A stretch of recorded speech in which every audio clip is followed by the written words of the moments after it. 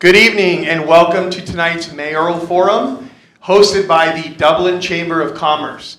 I am Dominic Piguero and I am this year's chair of the Dublin Chamber of Commerce. I'm honored to be here with all of you and get to see all of our community coming out to support such an amazing event. Thank you guys all for being here. I'm going to do some notes. I'd like to extend a special thanks to Chabot Las Positas for hosting the event. I'd also like to offer a special thanks to Ms. Sue Stevenson for being our timer tonight. Finally, we are pleased to have moderators from Embarcadero Media Foundation's East Bay Division with us, Ms. Gina Chanel, Division President, and Jeremy Walsh, Division Editorial Director. Bring their expertise to guide tonight's conversation. Thank you all for being here, and let's get started. Thank you very much. Yes, welcome and good evening.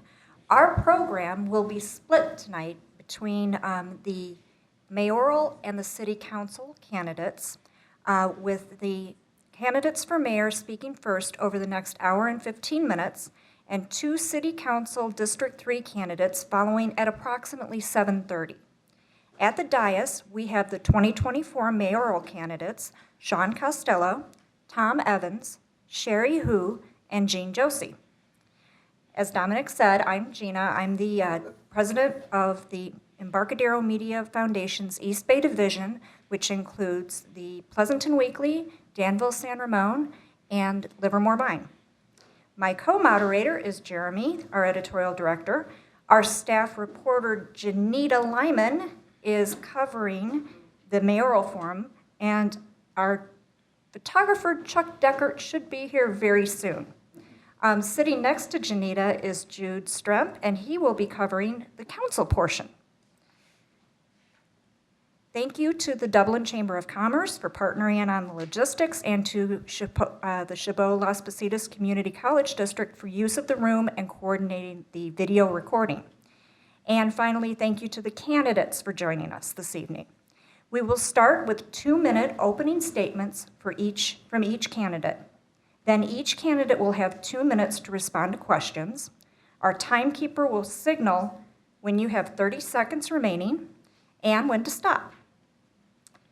In the interest of time and allowing as many questions to be posed as possible, we will ask that candidates save any rebuttals for their closing statements. We have some prepared questions and some questions that were emailed to us from readers. We will also be collecting additional questions from the audience. If you have a question, audience members, there are index cards and pens over on that table, and when you have it written down, wave it, and one of our chamber volunteers will come and get it and bring it to us. We look through them, and if we see some on topics that we haven't covered, we will cobble something together. We will consolidate as many questions on the same subject, ask as many questions as time allows, but please understand that we can't ask every question. At the end, each candidate will have 3 minutes for closing statements. And out of respect for the candidates and others, let's agree that all audience members are polite, attentive, and as quiet as possible. Please, please, please silence your cell phones. And no cheering, booing, distractions, outbursts. We appreciate it. So we will start in alphabetical order with candidate Costello giving his opening statement first, and we will alternate who speaks first during the questioning portion of the program. Candidate Costello. Hello, ladies and gentlemen. I'm Sean Costello. I have a weird way of introducing myself, but I'll forego that because we have not enough time. I'm here for you, everybody in the city. This is my 18th election. I have tried very, very hard in my heart to help everybody that I can. I am a disabled person. I have cerebral palsy. I have been on several committees. I'm on the Wheels Board. I'm the chair for that this year. I'm very proud of that. I'm on the IHSS board where I in-home supported services. I'm the vice chair for that this year. And I really appreciate you letting me talk. Thank you very much. Thank you. And candidate Evans. Good evening, everyone. Thanks to the Pleasanton Weekly and the Chamber of Commerce for hosting this great event and public service. I'm Tom Evans, and I want to help Dublin find a new path for its future. But as I have said before, as important as this mayoral race is locally, it's worth keeping perspective on how fortunate we all are that we live in a free country and that we're not experiencing the atrocities of war like we see around the world. I give a sincere thanks to our men and women in uniform and all those who act in our defense, including our own first responders here in Dublin. The path that I have for Dublin is not complete. It requires us to pause and look around at what we've created. Charting a path will require a lot of planning that looks like at the long term as much as the near future. But I will say that I'm not a big fan of the bigger is better approach. My vision for Dublin is a welcoming city that appreciates its diverse and talented population. A Dublin that has more affordable for sale housing, so young families can make a down payment on their future. A Dublin that stops imposing unnecessary Melrose property tax. A city that will focus on attracting businesses that have good job opportunities. I want to have a city that advocates for its schools instead of wrestling with them. Our city needs to do a better job of communication with residents about what's coming and what we're spending amounts of money on. We need to reach out further. Why can't we communicate where people are instead of expecting them to wade through a website once a month just to see if there's something they should be aware of? Thank you. Thank you. Candidate Hu. Thank you. So good afternoon, everyone. And first, I want to thank all of you for being here this afternoon. I know because you care about our community, you want to be involved in this discussion to make the city a better place. And I also want to thank Pleasanton Weekly and the Chamber of Commerce for hosting the event today.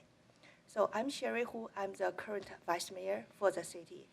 And I also want to welcome all of you here if you are not from our Dublin. So Dublin has been my home for the past 15 years. And both my children grew up here. They have went to Cope Elementary, Fallon Middle School, and Dublin High and Valley Christian. And like many families, our children and our families are thriving here. We deeply appreciate our supporting environment and our communities here. And 4 years ago, I was honored to be elected as a city council member with the highest vote in the city's history. And I thank you for your trust, and I take this responsibility seriously. And since then, I've worked very hard to keep our Dublin safe and manage a balanced budget with over $200 million in our reserves. And just over the past year, we have opened over 100 new businesses. Just last week, Chamber has hosted a grand opening in a dentist's office. So during my time on the council, we have increased the police presence, addressed the homelessness effectively, and opened the Don Beetle Park, Fallon Sports Park. And we even welcomed our new professional baseball team, the Leprechauns. So looking forward, my focus will remain on the public safety, preserving our quality of life, and responsible development. And look forward. Thank you. And candidate Josie. Thank you, Pleasanton Weekly and Dublin Chamber of Commerce for hosting this forum today, and thank you for coming. My name is Jean Josie, and I'm a 24-year resident of Dublin. I'm currently the longest-serving council member on the Council of Dublin, and I took my rotation as vice mayor in 2022. I have a Bachelor of Science from the University of Washington, and I'm the tutoring coordinator at Dublin High School, where I manage a department of 14 professional tutors. And I've been an active volunteer in this community for almost a quarter of a century. I'm proud of the work that we have done on council since 2018. We've made Dublin safer by adding 7 sworn officers and a fully staffed behavioral health unit. I've lobbied for laws that make us safer, such as the 11 new crime bills signed by our governor this month. That's why I'm the only candidate endorsed by Alameda County Sheriff. We've improved Dublin's quality of life by opening 6 new parks, updating our biking infrastructure, and creating the soon-to-open Cultural Arts Center. I've brought increased emphasis on the cultural celebrations that are important to our growing, diverse community. We've budgeted conservatively and increased our hefty reserves to position Dublin for a prosperous future. I've been the leader on our council in data-driven decision-making and not incurring unnecessary expenses. We worked very hard to give our businesses and our residents everything that we could to help them weather the COVID storm and build a thriving future. Since 2022, hundreds of new businesses have opened here, and our retail vacancy rate is one of the smallest in the region. We've improved traffic, made housing more affordable, and made strides towards carbon neutrality and energy resilience. During meetings, I have often been the council member who synthesizes various views to help us reach a decision.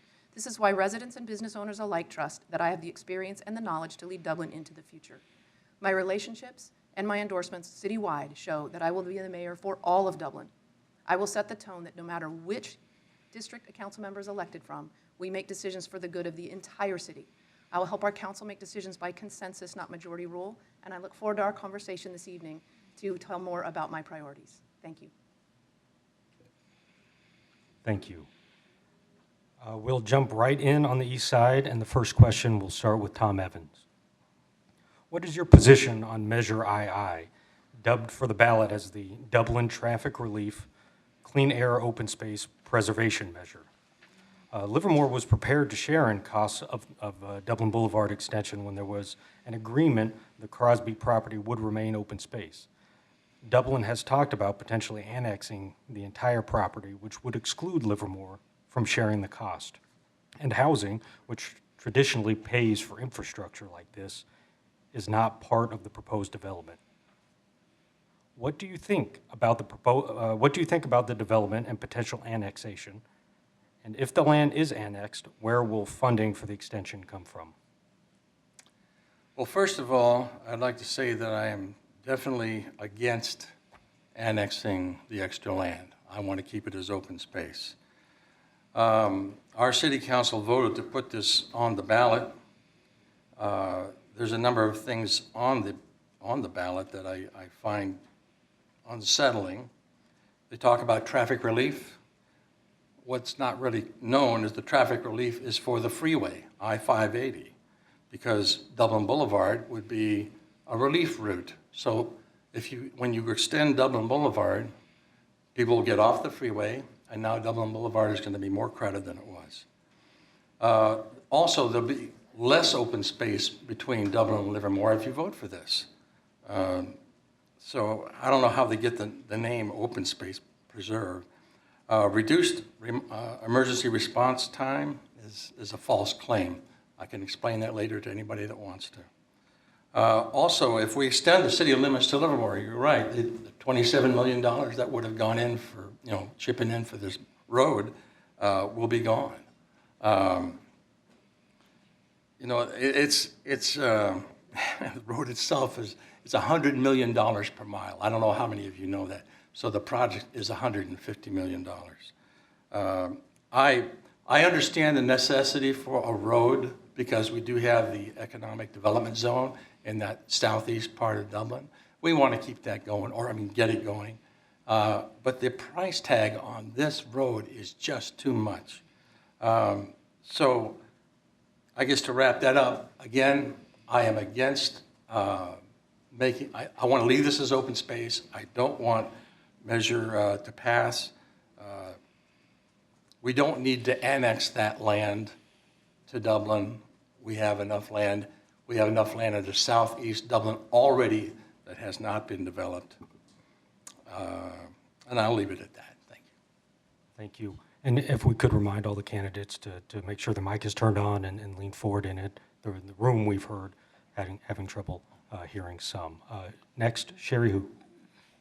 So I voted yes to put this measure II. I voted yes to put this measure II to the ballot, so the residents can vote on this important decision. So for the past 30 years, this road has been already envisioned. In the past decade, Dublin and Livermore has already talked about improving the traffic flow and ease the congestion on I-580. So it also brought a lot of convenience for our own residents, either going to the Costco or Las Pasitas, College. And my children used to go there 3 times a week. We just go there for the dancing studios and the gymnastics. Also, by having the road ready, we can support our economic development zones. Kind of like we have a Stone Ridge Road on the Pleasanton and the Livermore side. We also need a road to going through in our side.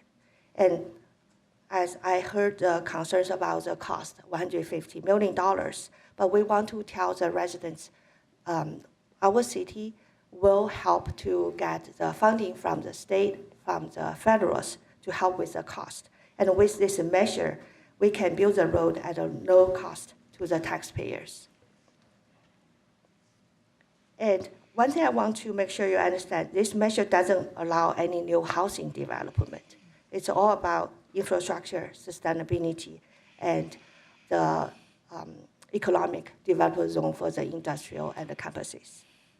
So that's why I supported Measure II. Thank you. Jean Josie. Thank you. First, I'd like to say that none of us should say how we will vote on something that comes before us, that is yet to come before us, because that would be a violation of open meeting laws. So I will stick to talking about things that have already come before council. I did vote to put this initiative on the ballot, and I think it's very important to understand what the initiative does and what it doesn't do. It does not annex any land into Dublin. It does not approve any specific development. All it does is ask voters if they want Dublin to take the first step in talking about what might go along the roadway for commercial development. I personally am in favor of a large open space buffer between the built environments in Dublin and Livermore. I don't think that this initiative precludes us continuing to work with our partners in Livermore. That is something that I am very much committed to. I have very good relationships with our council members in Livermore as well, and some of them are on my endorsement page. You can go and look at that. What is important to remember is that there will be no housing in Dublin Canyon. Residential development is not permitted there in the Open Space Initiative of 2014. This initiative does not overturn that. The Open Space Initiative of 2014 included specifically telling the City Council of Dublin that they must study whether putting a ballot measure on is important for the road to go through. We are only talking about commercial development, not residential development, and the vast majority of that property is already protected open space because it's being used as mitigation bank for species that have already been protected in other parts of Dublin and Livermore and the area. So I am in favor of a wide open space buffer, and I want to talk about the financing very quickly. The $150 million is mostly coming out of developer impact fees. $64 million is already budgeted from development impact fees that we will collect over time.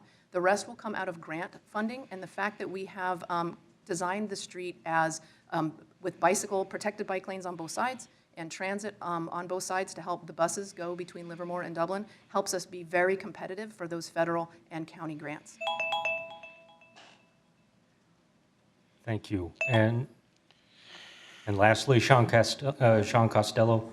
Yes, I'm against it because if you make a road, people are going to use it, and they're going to be using it, and I don't want to see accidents on that stretch of land. I am for not making this and to use and to keep the open space.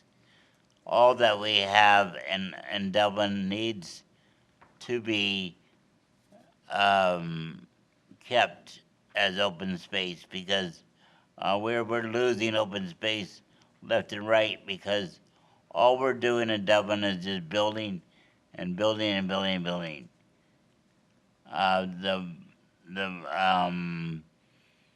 The project that is in front of my the boulevard is the biggest one that we have in Dublin. It's the largest project, and they're still building out of it. They're still taking away land away from Cab Parks. Cab Parks used to be all the way to Dublin Boulevard, and now it's not. So I want to see us building properly, building safely, building smart building. I don't want to see all this extra building that we don't need. Thank you. Thank you. And moving on to the next question, let's shift to the other citywide measure on Dublin ballots, Measure JJ. And I do want to read the ballot question in full to provide the audience proper context. So bear with me. Shall the Dublin Municipal Code be amended to prohibit council members and commissioners from accepting gifts from lobbyists and city contractors, prohibit lobbyists from sitting on city commissions, impose a combined term limit of 12 years for the mayor and/or city councilmen, while retaining existing term limits for the current mayor and city council members, and require posting of all city contracts on the city's website for public review. They sure packed a lot in there. What do you think, we're going to start with candidate who, what do you think about each element covered in the ballot question and the notion of combining them all into a single measure? And explain why you support or oppose Measure JJ. Thank you. So we had discussed this Measure JJ, and I want to say is, first part is about gifts. And right now, I don't think that's a big problem. Everybody who's appointed or who's elected should shed away from any gifts and bribes from there. And second part is about the term limit. Right now, our city has totally 8 years, including the city council member term and mayor's term. This is much shorter than all our surrounding cities, which normally have 8 years for the city council member and 8 years for the mayoral term. So when we were discussing this measure, we actually spent a lot of time to look at the pros and the cons. And at the first thought, everybody thought we should limit the council members or mayoral's term. And there's a pro and a cons for everything we talk about. So pros is we do limit, we do have a new blood into the seat, bring new energies. But the cons can be, this is a hard work and takes a lot of learning curve. And when a council member spends so much time and get mature in decision-making, understanding situations, they might be turned out. They do not have time to contribute more to the community. So my thought is we encourage a longer term, 12 years in total, and this applies to the future council members, not anybody who's already elected. So this is fair. Thank you. Thank you. And candidate Josie, you're next, but if you could speak more directly into the mic. Sorry. Thank you. That's okay. Is this better? Yes. Okay, thank you. So we have a norm on our council that we don't, that once a decision is made, people that are on the losing end of a vote don't bash that vote in public. And so I'm going to try to walk a fine line here. I did vote against putting this measure on the ballot. I was very vocal in that meeting, so I'm going to try to stick to the things that I said in that meeting, if I can, so that I'm upholding our norms. To each of the quick points, none of us accepts gifts from lobbyists and contractors now, and if we did, we would have to disclose them. We don't put lobbyists and contractors on our committees and commissions now. The mayor makes all of those appointments, and a council would thumbs down that if they attempted it. We already post our contracts on our website. So I'm going to use most of my time to talk about the term limits. We do have the most restrictive term limits in the region. We're the only elected body that I know of that uses a combined term limit for 2 separately elected offices. So I do think that our term limits are problematic. I think that using a combined 12 does not solve that problem.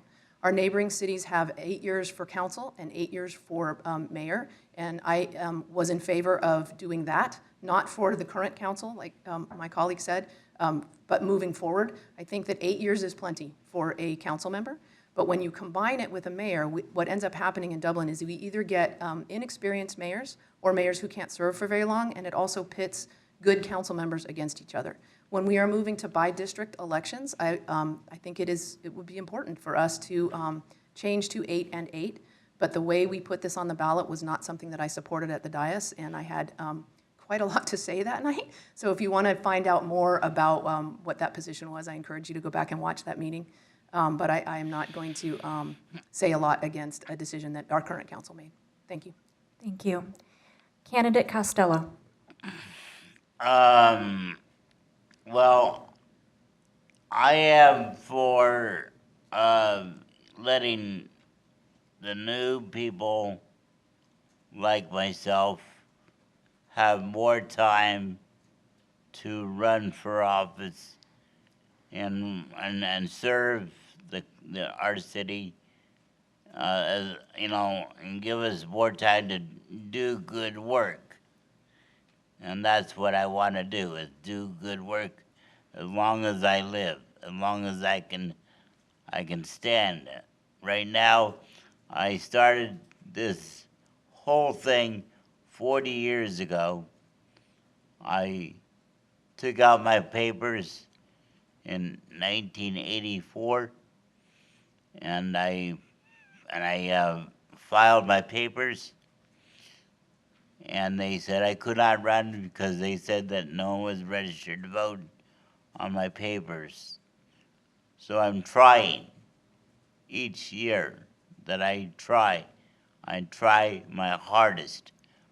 I give out my all, and if these term limits that you're talking about is going to give someone a chance to make a difference, and that's what I am for.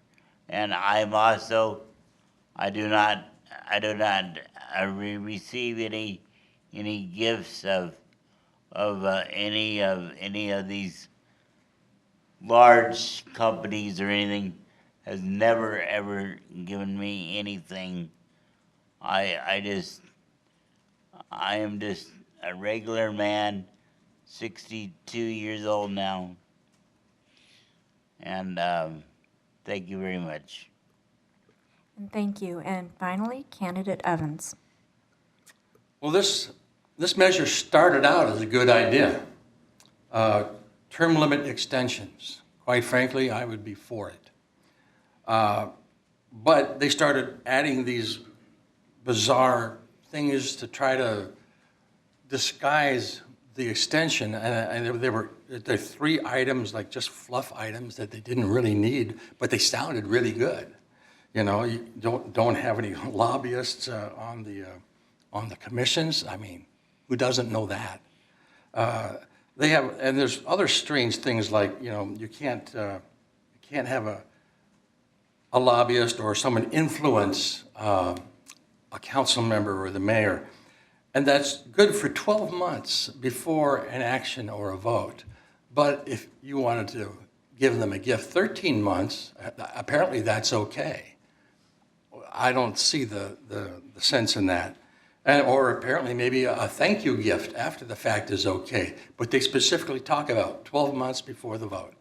So it's very poorly written. I like the idea of term limits extension because the experience does help.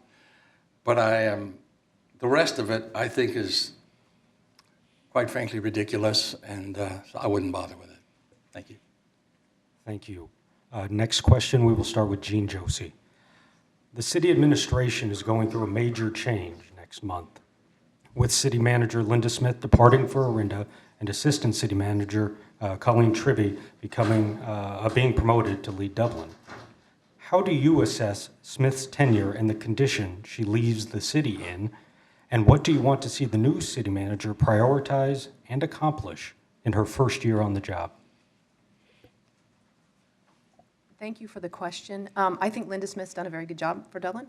We have given her some really big things to work on as council. We've had big strategic goals, and I think she's moved those forward.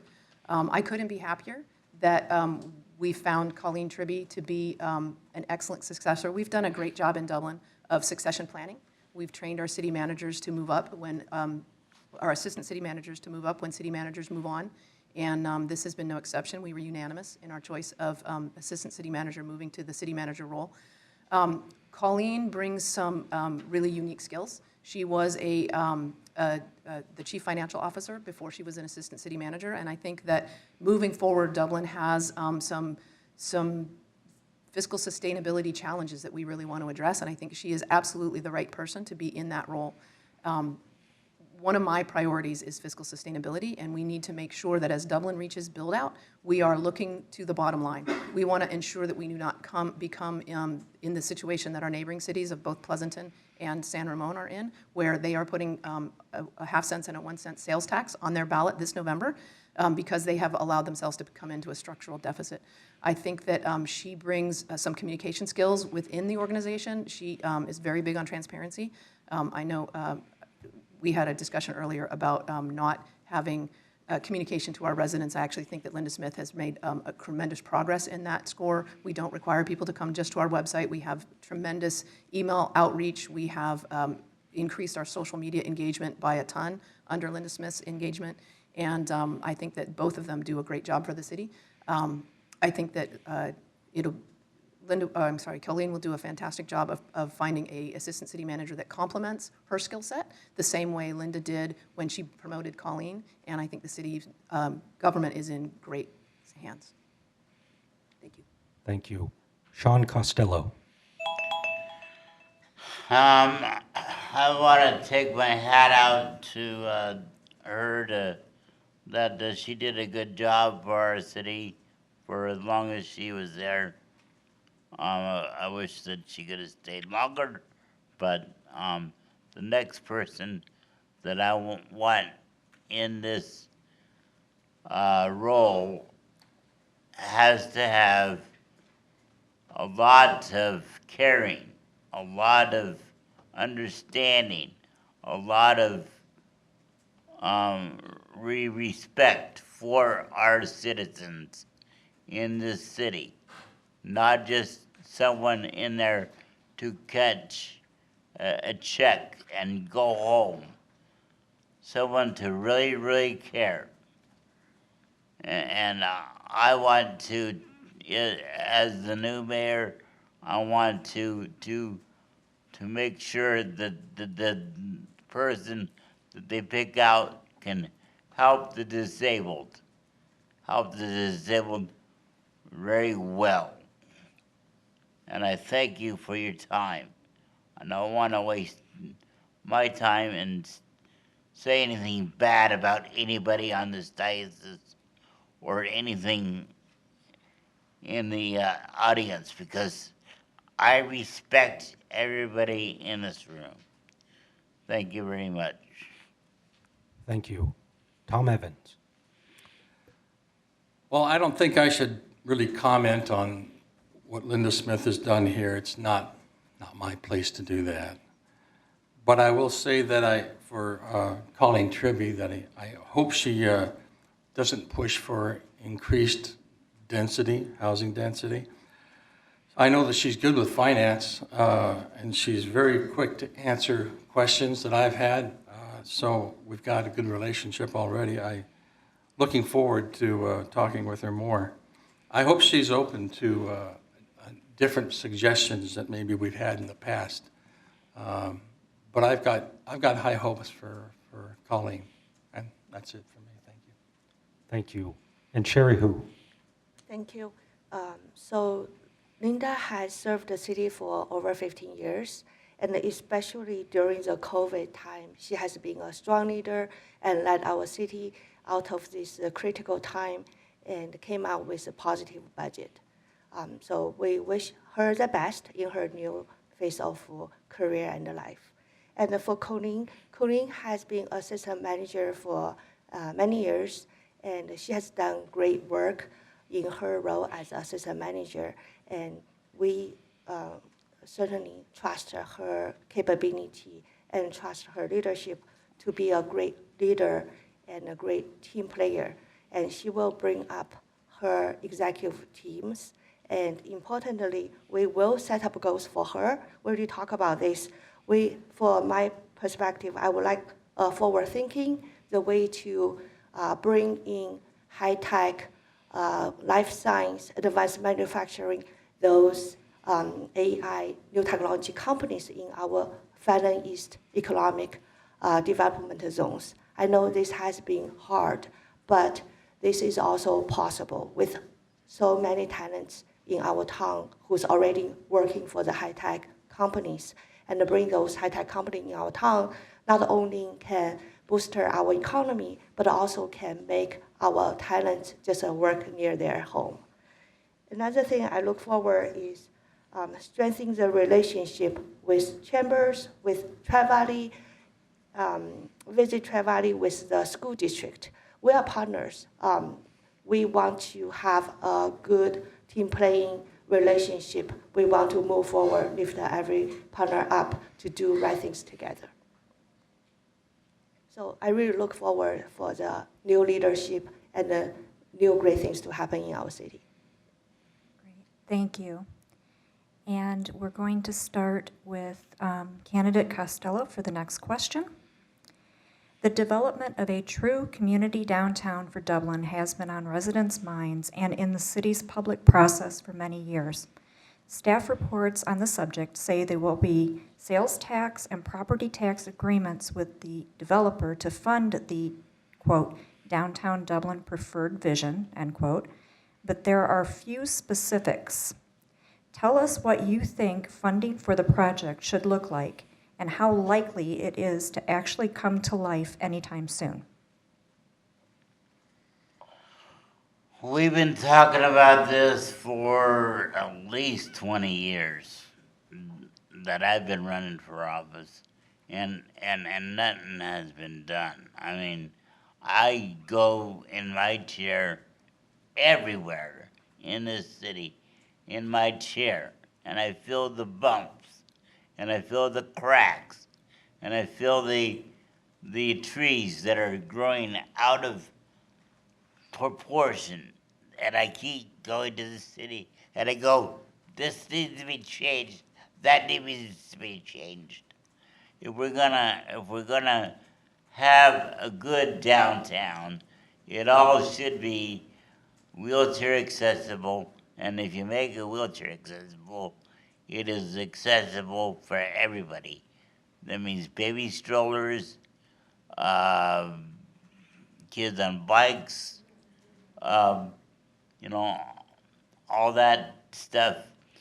But the most important thing is that we build it smartly. We don't want to spend $100 million on a project that is not gonna work.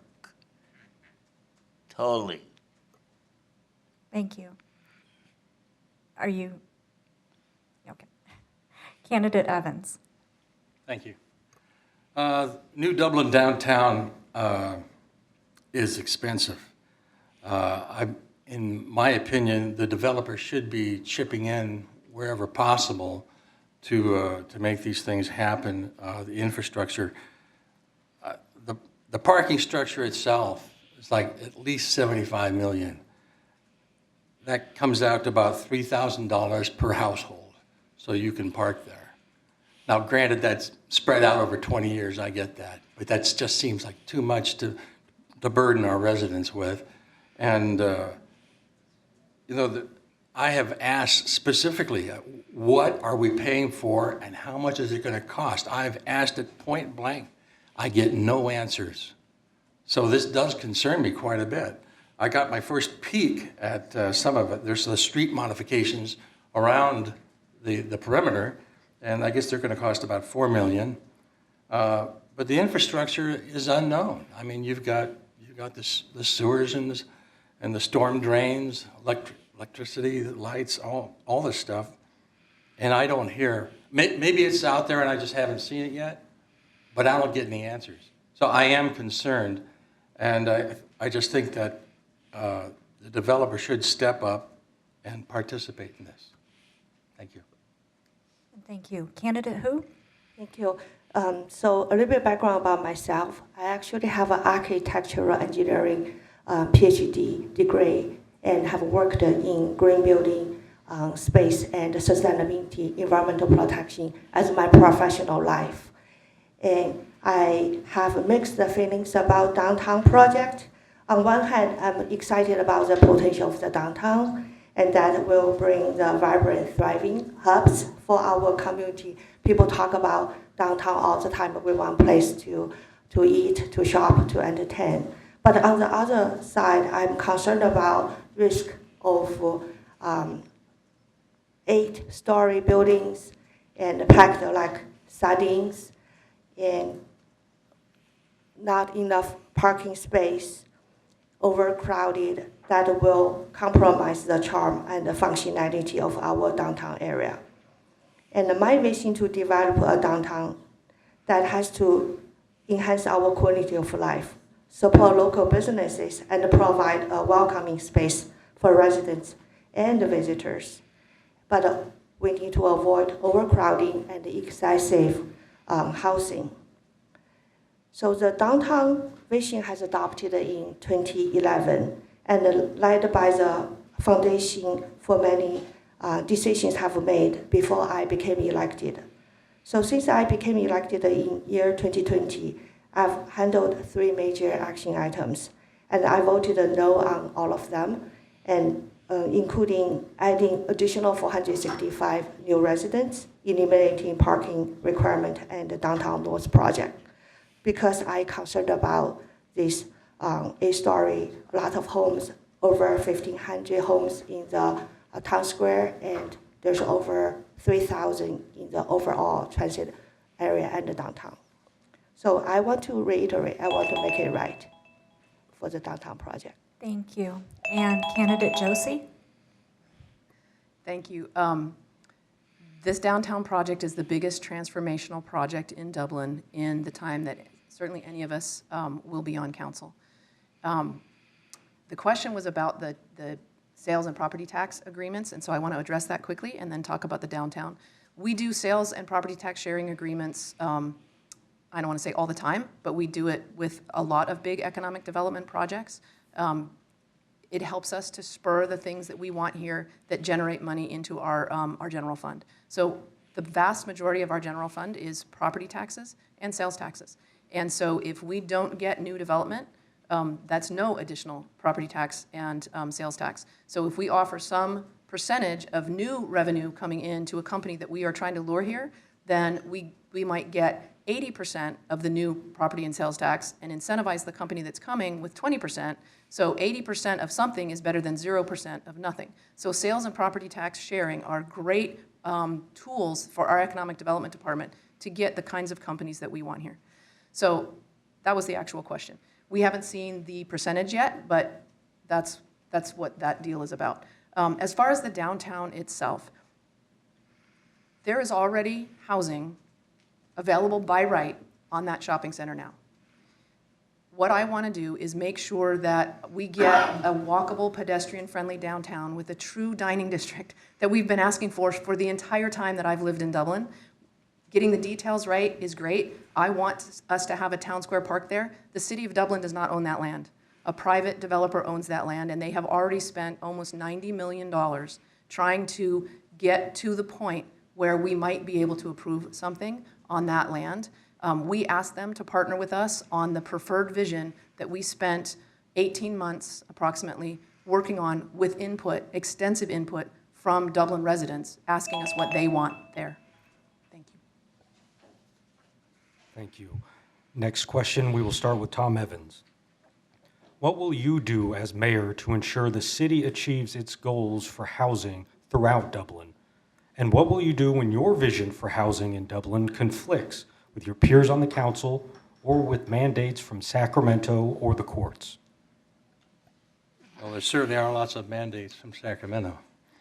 I believe the RENA numbers have been distributed. We've got like 3,700 homes that we're obligated to make sure that they happen, even though the cities don't build houses, developers build houses.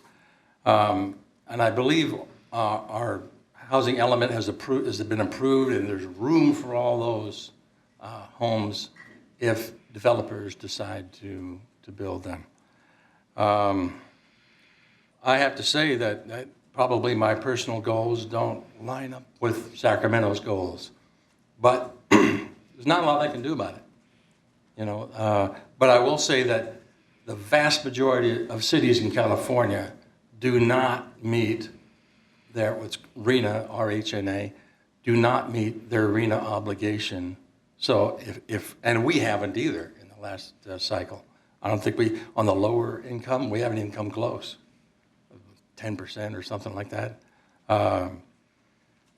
So, I mean, certain things have been zoned. Developers have rights to build. For those ones that have rights, you have to let them build, as long as they're doing everything by the book.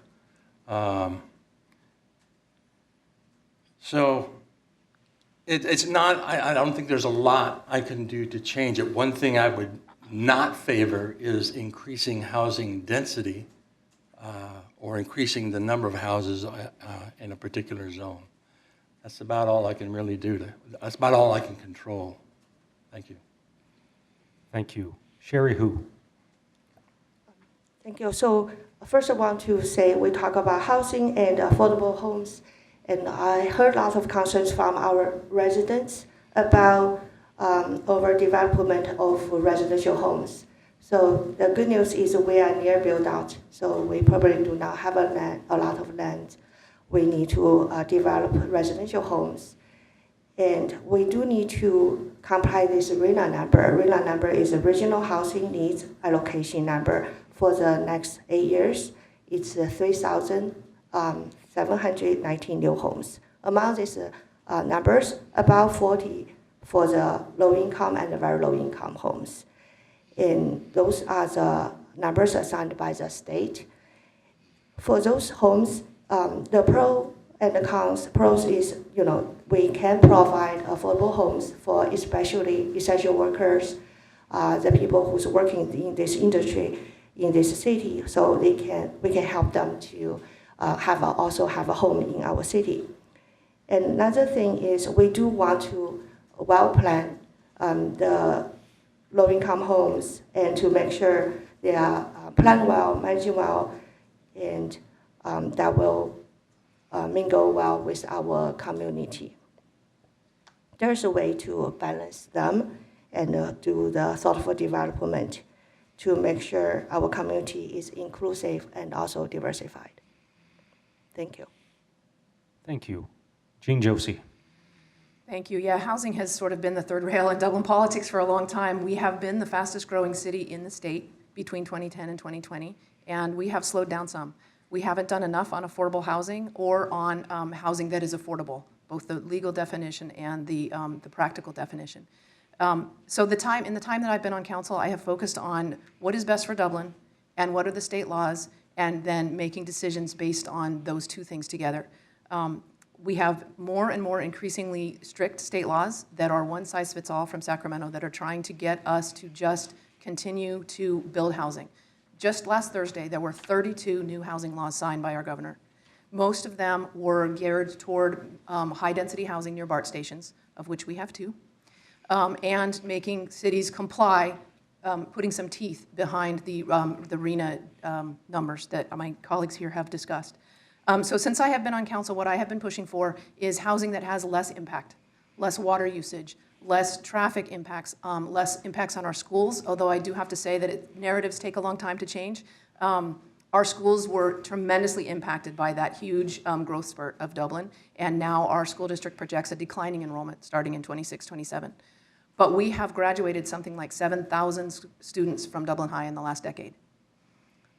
Where are those students going to live when they're young adults and they come back to Dublin and our apartments are unaffordable and they are living with us? I have a 25-year-old that still lives with me because Dublin rents are so expensive.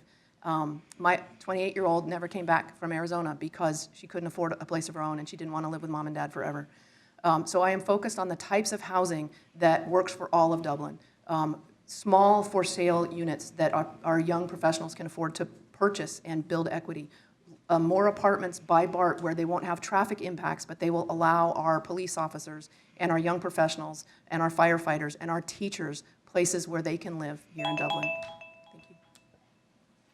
Thank you. And Sean Costello. Yeah, this has been a sore spot for me. I've already stated that I'm against more building of houses that are for the rich. I am not here for the rich.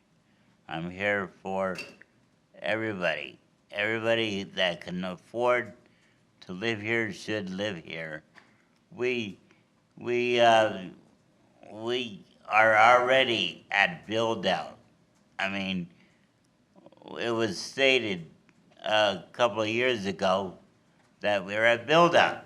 Then we should stay at build out and tell the state, hey, we've given all of our land that we can for housing already.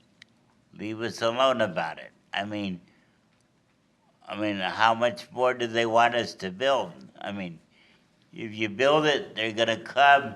You're gonna have more traffic. You're gonna have more usage of water.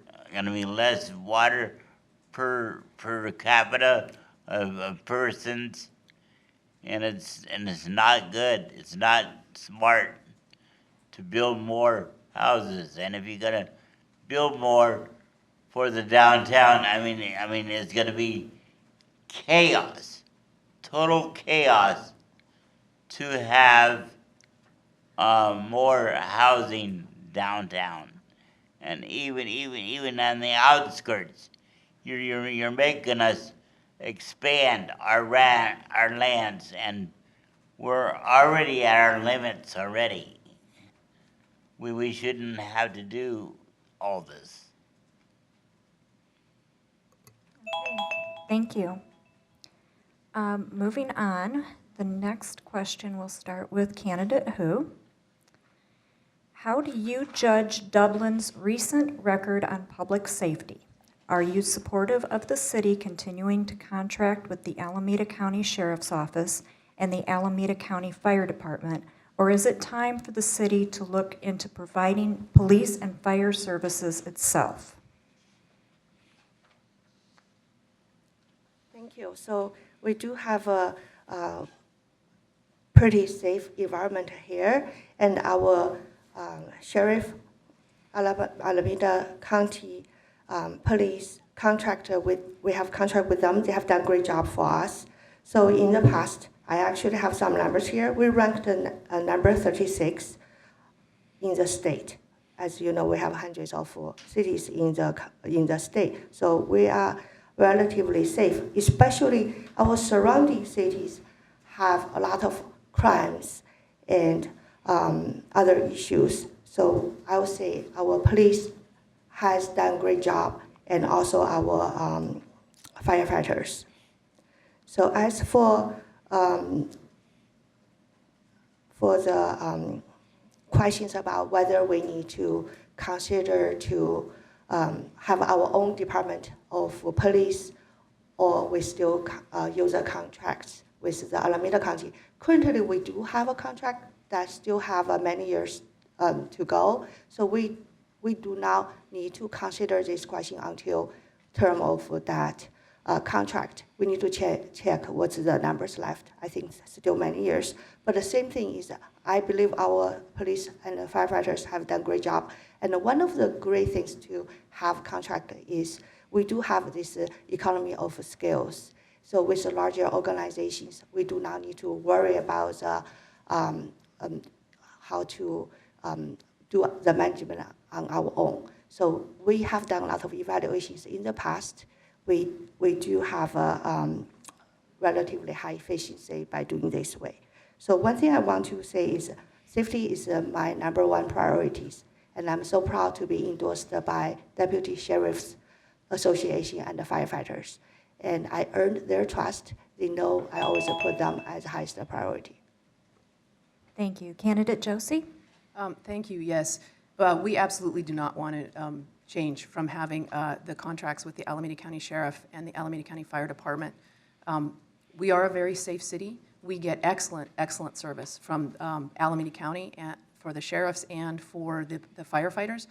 With one of the things that is so important to us on the sheriff's contract is that one of the pieces of that contract says that if we have a deputy who is out for more than 10 days, we get backfilled with another officer. So our staffing is a true staffing number. We have 62 sworn officers now, and we always have 62 sworn officers because of that piece of the contract.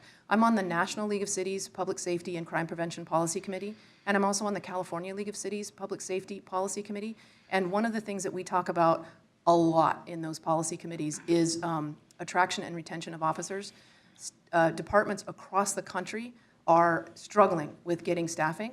And that is a problem in Pleasanton. They talk about it over and over. It's a problem all over the state, trying to make sure that they have enough officers to fill all the positions that they have allocated in their budget, and that is not a problem for us. It is one of the things that keeps Dublin very, very safe. Our firefighters do a fantastic job. We have mutual aid agreements with surrounding cities. One of the things that is on my priority is ensuring that those mutual aid agreements don't become lopsided, so that we're ensuring that the firefighters that are allocated to Dublin are working primarily in Dublin and that we're not dispatching them across our borders over and over again.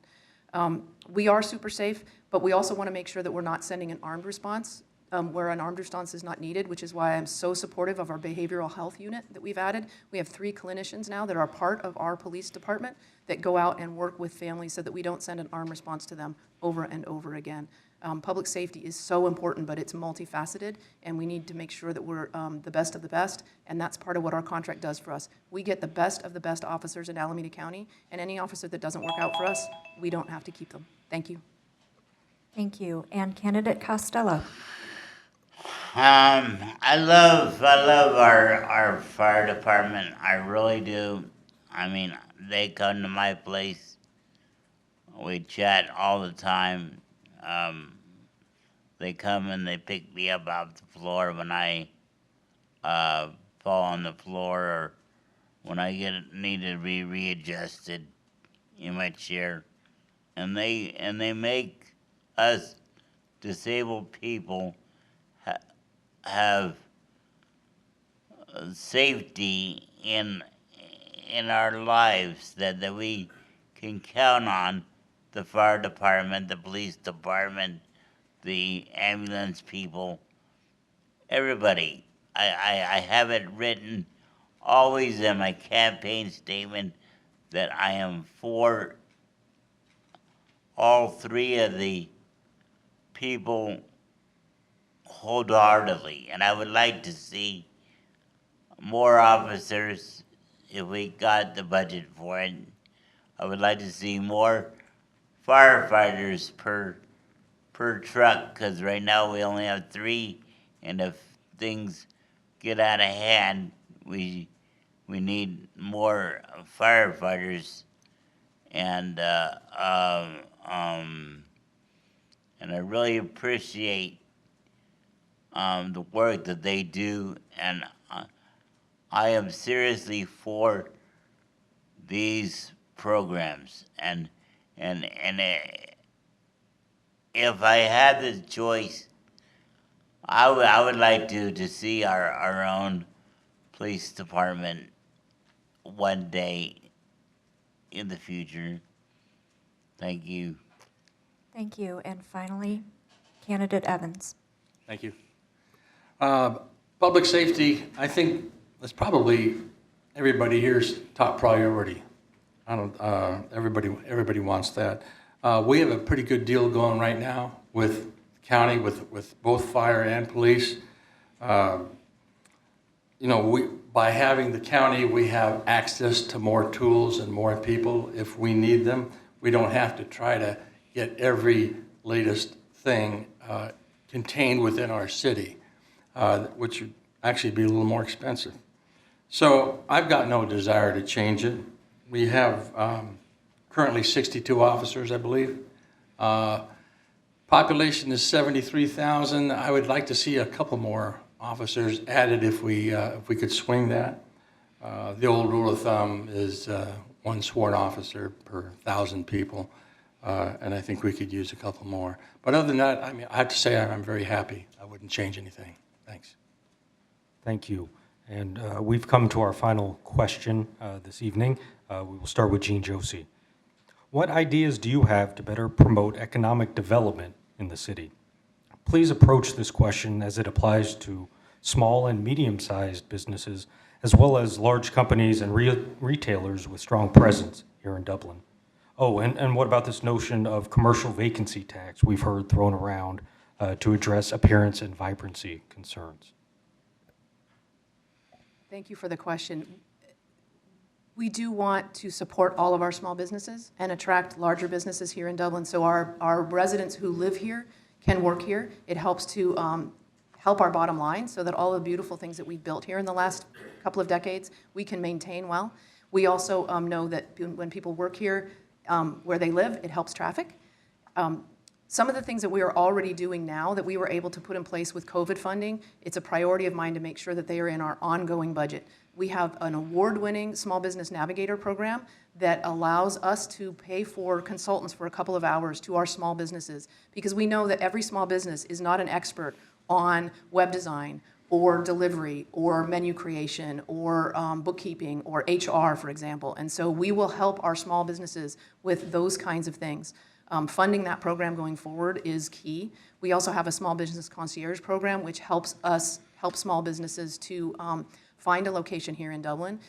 We'll go out and help them with leasing, with finding a location that works best for them. We also have a small business texting program where business owners can actually text our economic development department for quick advice.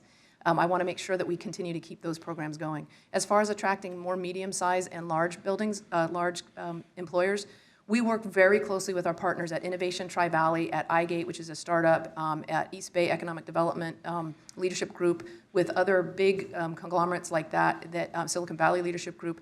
We participate in all of these things that help our economic development staff get in front of businesses that are looking for space and partnering with our Tri-Valley neighbors to attract these businesses to Dublin.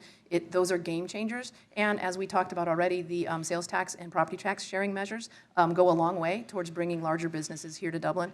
These things are critically important as we move forward with developing more commercial space here in Dublin and diversifying our retail. And unfortunately, I think I ran out of time on the vacancy tax, which I don't support to bring here in Dublin. We don't have vacancy in Dublin. Thank you. Sean Costello. Well, I didn't understand the question, but can you repeat it, please? Sure. What ideas do you have to better promote economic development in the city? Please approach this question as it applies to small and medium-sized businesses, as well as large companies and retailers with strong presence here. Yes, I have for the small businesses. If it was up to me, I would bring a Olive Garden and put it where Coco's is, because Coco's been sitting there for 15 years empty, and it still says Coco's on it. And people do landscape there. They've done certain things to it, but they don't go inside. They don't change things around. They don't open it up for the public. It just sits there, and I want to see something happen with Toys R Us. I want to see Toys R Us come back, because I've seen that Toys R Us is over at one of our other stores in the back of the store, and they're just not doing so well. I want to see businesses that is going to really thrive in our city and not have extra businesses of the same business like Subway and Starbucks. I mean, you got Starbucks.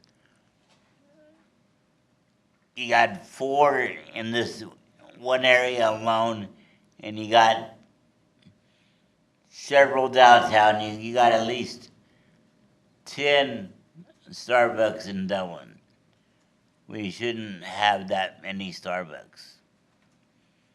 So I think that we gotta do our businesses smartly. Thank you.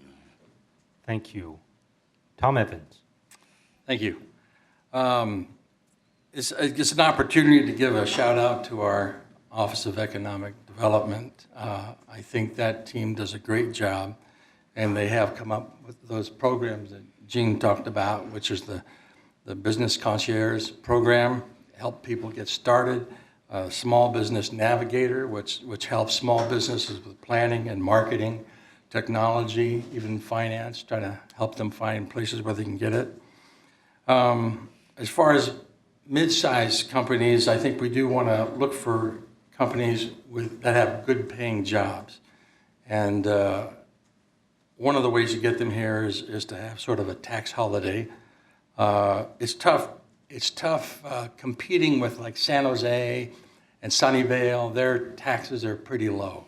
But if we looked at cities like Fremont, San Francisco, their taxes are a little bit higher. We could be looking at mid-sized tech companies there and see what we can offer them. We can also check with our own Chamber of Commerce to see what kind of roadblocks companies have for success. I'm sure they've got some valuable information to add. We can research why businesses locate elsewhere than Dublin. I'll be honest, I don't know much about that, but it's certainly a worthwhile effort. That's the bulk of it right there. Thank you. Thank you. And Sherry Hu. Thank you. So our Dublin has growing very fast in the past 2 decades, and our economy has been driven by the development projects and also the influx of the population. But in the future, we need to change our way of development, and we need to focus on the economic development. We talk about smaller mom and pop stores and restaurants. So our city do have a great program to help them beyond the Councilmember Josie just talked about. We do have these gift programs and to help the like a Christmas gift program, loyalty programs to help our local residents to shop local. And for larger projects, as we talk about the Finance East economic development zones, so we want to focus on attracting good companies, AIs from Silicon Valley to think about expanding to here. And beyond, we can encourage our economic development teams to go to outside of our city, our region. We also can use our talents here who work for those large companies. They might already be executive levels. They can be our ambassadors to get the message out. Another thing I want to say is we also want to partner with our chamber and visit Tri-Valley to make sure for the next phase we consider the sports, the events, we can become next center. So I do want to talk about this commercial vacancy tax. I was shocked to say who brought this into to ask our staff, our city to spend time to research on this. So I think it's Councilmember Joe say to ask our staff to spend time to look into the commercial vacancy tax to say add tax to people already suffering. They cannot rent the space out, but Thank they you. still need to pay additional tax on this. Thank you. Yeah.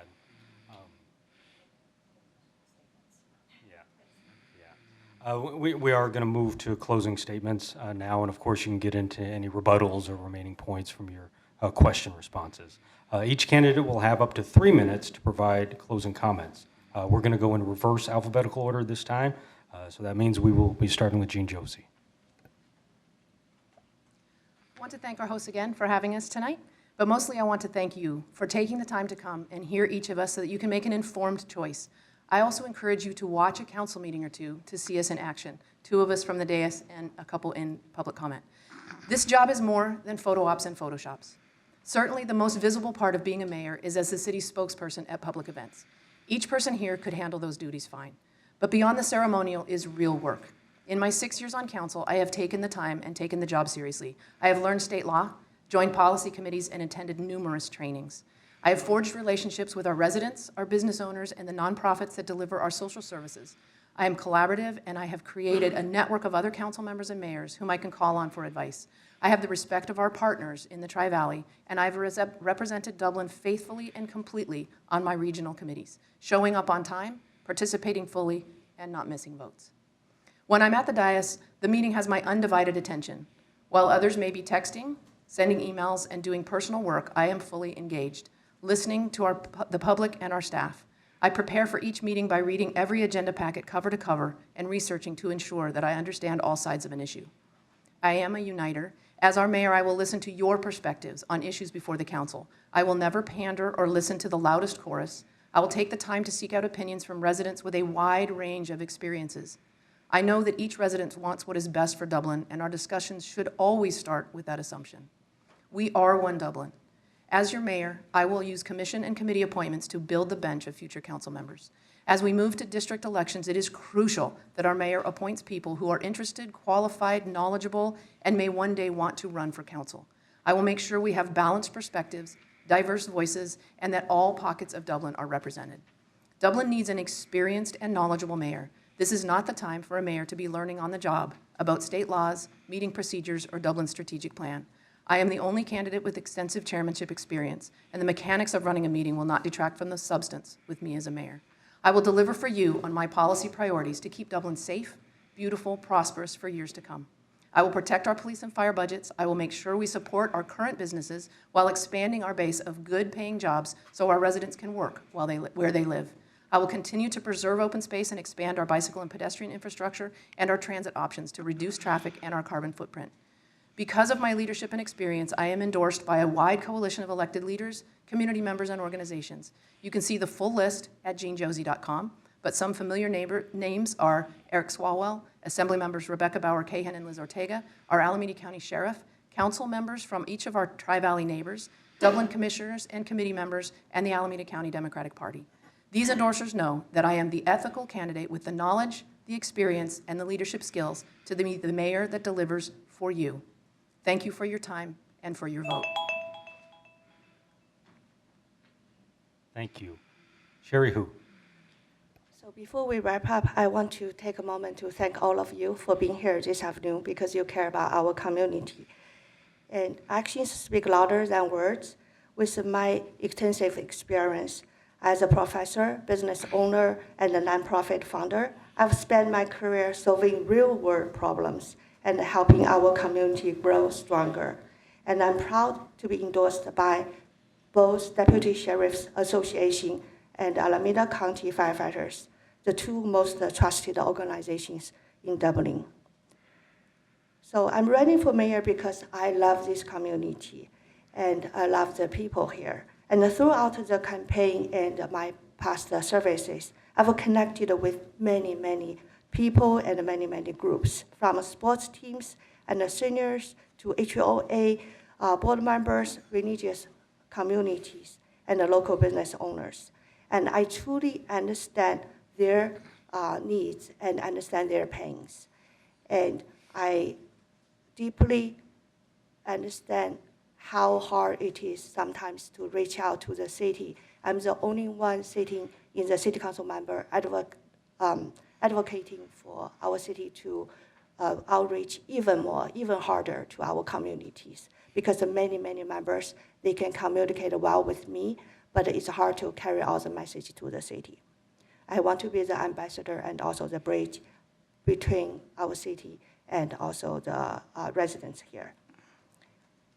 And as we move forward in this campaign, I want to remind you and stay alert to the rumors and the standards that always surface during elections. And I have faced many these false claims. Even this morning, I saw more, not only rumors about myself, also about the Sheriff's Association and the Alameda County Firefighters Association. I trust that you can see through this noise and focus on what really matters. It's integrity and its capability, professionalism, and the results, proven results. We need that. So while others may rely on rumors and personal attacks, I've always stuck to my principles and will continue to lead with honesty and integrity. Together, we can make Dublin a safer and a prosperous place. So I'm Sherry Hu. I'm proud and humbled to stand before you today as a leader you can trust, with the professionality, personality, and the proven record. And thank you again. And let's keep building a community that we can all be proud of. Thank you. Tom Evans. Thank you. And thank you all for coming. I'd like to thank the Chamber of Commerce and the Pleasanton Weekly for hosting this great event. It's a great public service. I've had strong feelings on some issues in Dublin for a few years now, and I've spoken to my friends, and I find that many of them have the same feelings. We kept hoping that a candidate would step up and provide a different perspective, a departure from what we've seen the last 6 to 8 years. After waiting many months, I knew by July that I had to step up if I wanted Dublin to have a chance for some different choices. I think all of the candidates here are big on public safety. So what are the choices for you? You can choose experience and the status quo, and that will keep us on the same path that we're on, which includes crowded traffic, poor school relations, and trying to expand the city limits to Livermore with less open space. Or you can choose my vision to pivot and try to make better choices, stop actions that increase housing density, and make city decisions that help students and their families. The huge amount of residential growth that we've had, unfortunately, is not over. There's more on the way that can't be stopped. But in the last couple of years, at the developer's request, our city council has voted twice to increase housing. I hope to guide our city away from this practice until we get more good-paying jobs and less crowded schools. I value maintaining all the land between Dublin and Livermore as open space. Our city council voted to put a measure on the ballot that would not keep it as open space, or at least result that way. And I believe that the tricky language used on this measure was done to fool the voters. I value decisions that make our schools better. Our recent councils have had years of opportunity to make decisions for schools, but they haven't been helpful. In fact, the relationship may be at an all-time low. I value affordable for sale housing instead of trading that housing away for land parcels. If you value what I value, then I ask you to vote for Tom Evans for mayor on November 5th. Thank you. Thank you. And lastly, Sean Costello. Thank you, ladies and gentlemen.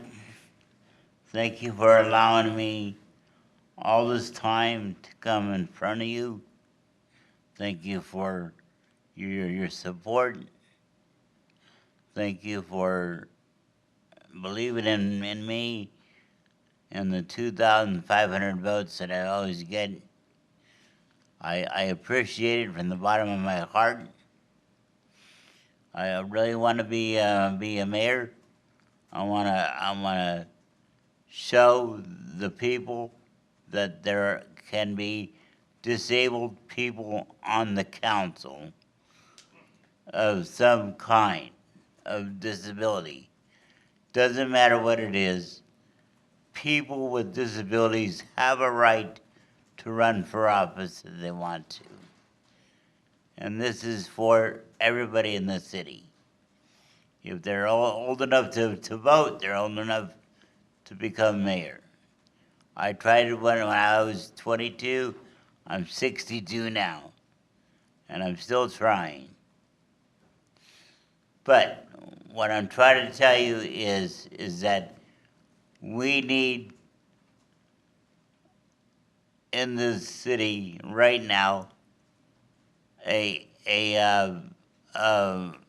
responsible person that can help the disabled with their problems in the city that they have, like police, or they have a housing problem, or they have other problems that they have, to really be concerned about the person that is in front of them, and to be really caring about their issues that they have. I want to, if I cannot be mayor, that's what I want to do. I want to be the person to help people with their issues. And I thank you very much. I know I talk a lot. I talk more than most people do with disabilities, but I speak from my heart, and I thank you very much. Thank you very much for letting me come. Thank you. And thank you again to Sean Costello, Tom Evans, Sherry Hu, Jean Josie. We will now break and welcome the City Council District 3 candidates in about 10 minutes. I will ask the mayor candidates to stay in place for just a moment so we can grab a couple of pose shots with Chuck. Thank you.